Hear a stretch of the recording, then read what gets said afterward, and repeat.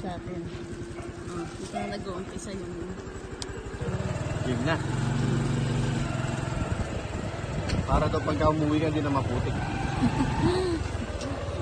nagkalat yung asagasaan pa yung mga to eh.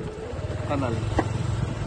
Dadaanan natin bigla doon. Ayun yung kotse niya. Ang nakikita ko kung yung sa amin.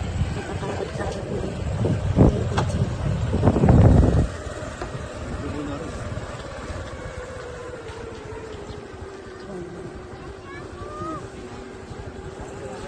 Yung bahay nila.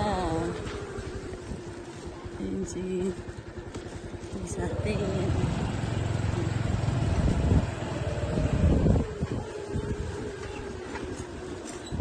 Ito bahay natin. Tapos dito pala na-play.